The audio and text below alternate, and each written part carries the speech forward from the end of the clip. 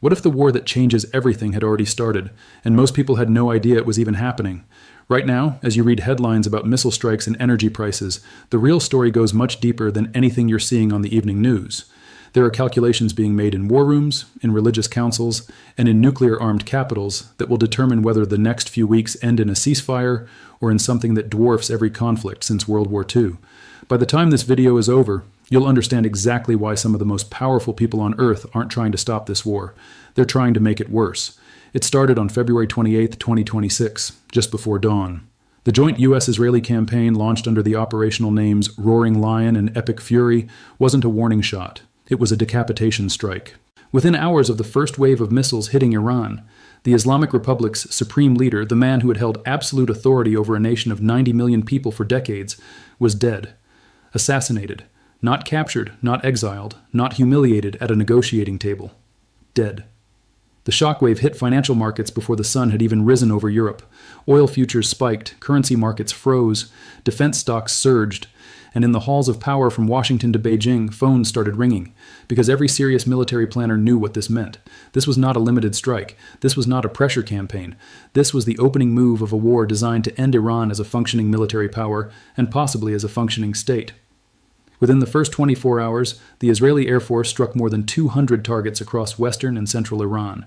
Command centers, IRGC compounds, missile systems, naval assets on the Caspian Sea, and strategic gas fields in the south. Over 150 hacktivist cyber attacks were recorded simultaneously, crashing Iranian internet infrastructure and leaving the country in near-total digital blackout.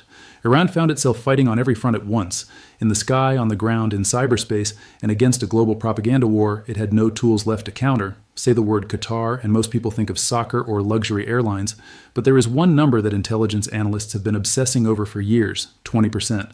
Qatar provides roughly 20% of the entire world's liquefied natural gas, 1 out of every 5 homes heated by gas in Europe, 1 out of every 5 factories powered by LNG in Asia. 20%. That single tiny peninsula in the Persian Gulf is a load-bearing wall in the architecture of the global economy. Iran knew exactly what it was doing when it targeted Ras Laffan Industrial City. Ras Laffan is the largest LNG export facility on Earth, a sprawling industrial complex along Qatar's northeastern coastline that handles an almost incomprehensible volume of energy exports every single day. When Iranian missiles and drones hit it, Qatar Energy confirmed publicly that 17% of Qatar's total LNG export capacity had been knocked out. Not damaged, knocked out. And the chief executive of Qatar Energy warned that the damage could take up to 5 years to fully repair. The attacks didn't stop at Qatar. A barrage of Iranian missiles and drones hit energy facilities in Saudi Arabia, the UAE, Kuwait, and Bahrain, all of them American allies, all of them hosting U.S. military installations. At least 6 people were killed and over 100 injured, many of them migrant workers who had no part in any geopolitical calculation. The message Iran was sending was unmistakable. Reports suggest the strategy wasn't random. It was Tehran executing a deliberate plan to hold Gulf energy infrastructure hostage, forcing Washington's regional allies to pressure the U.S. and Israel to back down. But the plan had a dark flip side, because every barrel of oil removed from global supply would eventually be felt by ordinary people thousands of miles from any battlefield. While the world was watching Qatar's energy sector burn, something was happening over Tel Aviv that the Israeli government was working hard to keep off your screen. Iran launched repeated missile barrages at Israel's most populated city, but these weren't the same missiles that had been intercepted by Iron Dome in years past. According to reports from multiple Israeli defense analysts, the new salvos included cluster warheads, a weapon that fundamentally changes the math of air defense. Here's why that matters. Iron Dome was engineered to intercept individual missiles, one projectile, one intercept. A cluster warhead doesn't work that way. It breaks apart at altitude and releases dozens of submunitions that fan out across a wide area simultaneously. You're not stopping a single bullet, you're trying to stop a shotgun blast with one hand. The system wasn't designed for this, and the results showed. Residential buildings were hit, emergency services were stretched beyond capacity. A population that had spent years trusting in an invisible technological shield was suddenly discovering that no shield is impenetrable. The Israeli government imposed strict broadcast restrictions on footage coming out of Tel Aviv. 3 weeks into the war, as Iran and Hezbollah continued launching heavy barrages across Israel, reports confirmed that a ballistic missile fragment had landed near the Western Wall and Al-Aqsa Mosque in Jerusalem, one of the most symbolically charged locations on the planet. The psychological impact was devastating, not just tactically but in a deeper, harder-to-measure way. This was a war that had arrived inside Israel's most sacred geography, and yet you'd think this level of destruction would make Israeli leadership desperate for an exit ramp. You'd think the combination of burning cities and a fragile public would force pragmatism. You'd be wrong. Because to understand why peace isn't being pursued, you have to understand something that most Western analysts either dismiss or completely ignore. The word is eschatology. It's the study of end times, the religious and theological frameworks around how the world concludes. And right now, inside the most influential religious circles in Israel, there are people who are not mourning the destruction raining down on their country. They're treating it as confirmation. Reports suggest that certain prominent rabbis in Jerusalem have been preaching openly that the chaos unfolding across the Middle East is a necessary prelude to the coming of the Messiah. The more extreme voices have gone so far as to frame each missile strike, each escalation, each widening of the conflict as a divine signal that the end times are near. These aren't fringe voices muttering in obscure synagogues. These are figures with documented political access, rabbis whose words reach lawmakers, whose endorsements shape coalition politics, and whose theological framing influences the way Israeli decision-makers understand the conflict they're in. When you understand this dimension, a lot of otherwise baffling decisions start to make sense. Why isn't Israel pursuing a ceasefire when its largest city is taking direct hits? Why do the stated objectives keep expanding? First neutralize the nuclear program, then topple the government, then fragment the country, rather than settling at any achievable stopping point? The answer isn't purely strategic. For some of the key players in this conflict, the goal was never security. The goal was finality. And finality, in this framework, looks a lot like total war. But here's what this religious dimension connects to, and this is something that goes largely unreported. It connects directly to what Israel and America are actually trying to do to Iran as a country. There are two ways to defeat an enemy. You can defeat them militarily, force them to surrender by overwhelming their armed forces, or you can destroy them structurally, collapse their economy, fracture their society, and leave them too internally divided to ever threaten you again. The second approach is what military strategists call Balkanization, named after the process that tore Yugoslavia apart in the 1990s and left the region fragmented into a collection of smaller, weaker states that spent the following decades fighting one another instead of projecting regional power. Iran is not a homogeneous country. It never has been. Beneath the surface of the Islamic Republic is a complex mosaic. Persians, Azeris, Kurds, Arabs in the southwest, Baloch in the southeast. Dozens of ethnic and linguistic communities with distinct identities, distinct grievances, and in many cases distinct histories of friction with the Persian-dominated central government. For decades, foreign intelligence agencies have studied these fault lines and occasionally poked at them. What's reportedly happening now is far more systematic. The goal, according to multiple analyst frameworks, is to fund separatist movements, arm minority groups, and provoke enough internal conflict that Iran can never reconstitute itself as a regional power. The ACLED Conflict Monitoring Group documented that U.S.-Israel strikes have hit targets in at least 26 of Iran's 31 provinces. Government compounds, IRGC bases, the National Broadcasting Agency, and notably detention facilities that reportedly resulted in jailbreaks in Kurdish border regions. The IRGC ordered the evacuation of one border city, suggesting preparations for a possible ground confrontation. This isn't the pattern of a campaign trying to force a ceasefire. This is the pattern of a campaign trying to hollow a country out from the inside. And at the center of all of it, literally, geographically, economically, sits a small island most people have never heard of. 30 kilometers off the Iranian coastline in the northern Persian Gulf sits a piece of land that might be the single most strategically important piece of real estate in the world right now, Karg Island. It doesn't look like much on a map, but Karg handles somewhere between 90 and 95% of Iran's crude oil exports, about 1.7 million barrels per day, connected by pipelines directly to Iran's major onshore oil fields, and equipped with deep-water terminals capable of loading the world's largest tankers. If you want to strangle the Iranian economy overnight, you take Karg Island. As of the third week of March 2026, reports indicate that thousands of U.S. Marines are moving toward the Persian Gulf. Iran responded by rapidly militarizing the island, deploying additional troops, laying mines along sections of the coastline, and reinforcing air defense systems in apparent preparation for an amphibious assault. Axios reported that the U.S. government had actively considered seizing the island, and J.P. Morgan released a detailed note warning that if Karg were captured, Iran's oil exports would effectively halt and production could be cut in half, triggering a retaliatory escalation against regional energy infrastructure that would make the Qatar strikes look minor. The strategic logic behind taking Karg is simple enough. No oil exports, no revenue, no ability to sustain a war. On paper, a combined amphibious and airborne assault could secure the island relatively quickly. But holding it is a different calculation entirely. Karg sits within range of Iranian coastal artillery, anti-ship missiles, and a mainland that can be resupplied far faster than any occupying force can be reinforced. The U.S. military's own analysts have drawn uncomfortable comparisons to prior, limited objective missions that metastasized into decade-long commitments.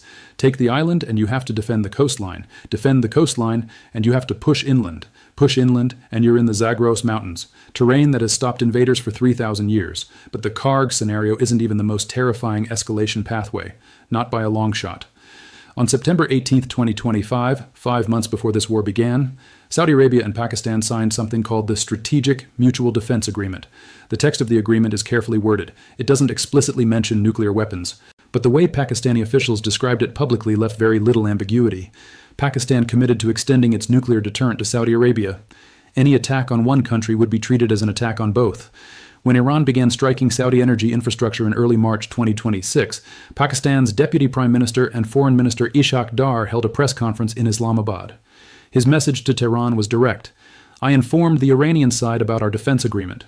The implicit warning was unmistakable. Push Saudi Arabia far enough, and a nuclear-armed nation enters the equation. Iran's response, according to reports, was to suggest that Saudi Arabia should ensure its territory isn't being used to facilitate U.S.-Israeli operations. In other words, we know the pact exists, and we're warning you not to test it. Now look at a map.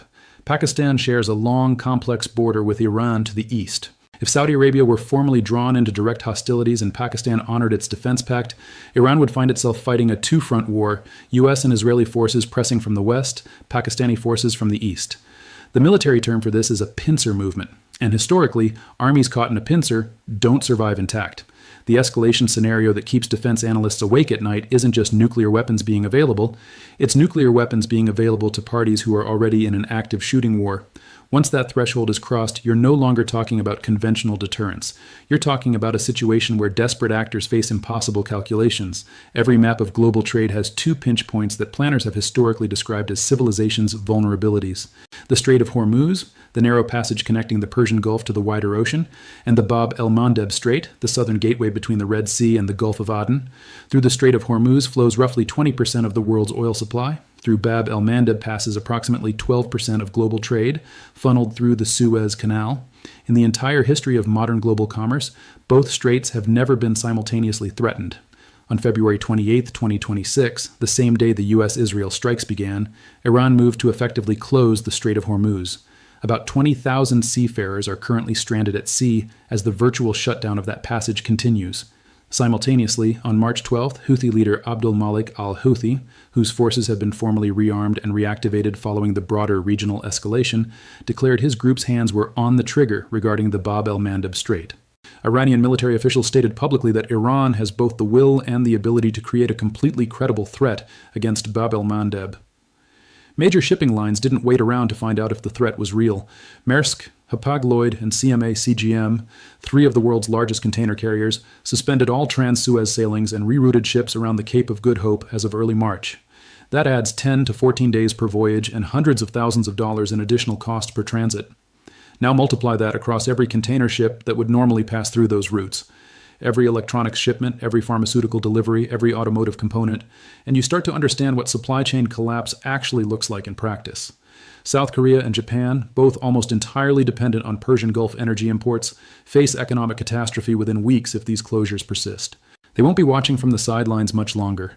Iran's command structure has been systematically targeted since day one.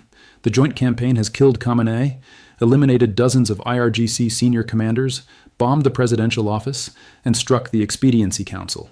Each targeted killing removes one more person who might have had both the access and the disposition to explore an exit ramp.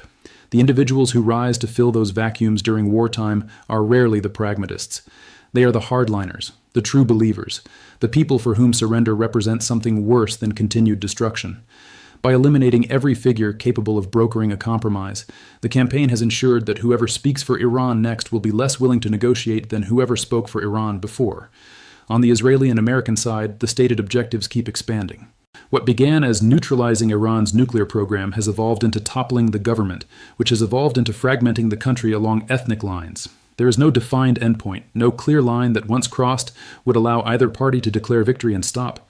Reports suggest that Netanyahu, 3 weeks into the war, claimed significant progress, but signaled explicitly that more is to come. Two parties with maximalist goals, no shared vision of what done looks like, and a systematic elimination of anyone pragmatic enough to find a middle ground. This is how wars become generational. Four things will tell you everything you need to know about where this goes next. First, watch Karg Island. If U.S. Marines attempt an amphibious landing, it signals that the campaign has entered a new, irreversible phase, one with no clean exit and every risk of the mission creep that has defined American military involvement from Vietnam to Afghanistan. Second, watch Saudi Arabia's formal posture. If Riyadh officially declares war on Iran, the Pakistan Defense Pact activates, and nuclear deterrence stops being theoretical. Third, watch the Bab el-Mandeb Strait. If the Houthis formally close it alongside the Strait of Hormuz, the global economy faces a supply shock that no central bank can print its way out of. Food prices, fuel prices, and the basic cost of living will spike in places that have no direct connection to this conflict. Nations that import nearly all their energy, Japan, South Korea, much of Europe, will face a political crisis that forces their hands militarily. Fourth, and perhaps most importantly, watch for any signal, however small, of back-channel communication between the parties. A leaked diplomatic contact, a neutral country offering mediation, a humanitarian corridor deal. In the history of modern warfare, the end almost always begins with something quiet, something most people miss, because right now the religious zealots in this conflict see escalation as prophecy being fulfilled. The strategic planners on both sides see it as an opportunity to resolve decades of unfinished business. The Iranians, backed into a corner with their economy bleeding and their leadership decimated, are executing a strategy of mutual destruction. If we fall, we're taking the global energy supply with us. Nobody in any of those rooms is looking for the door. But history isn't predetermined. Somewhere in this chaos, there is still the possibility of a different choice. Whether anyone powerful enough to make that choice is still alive, still in position, and still willing. That's the question that will define the next chapter of this story. And the answer is coming faster than most people realize.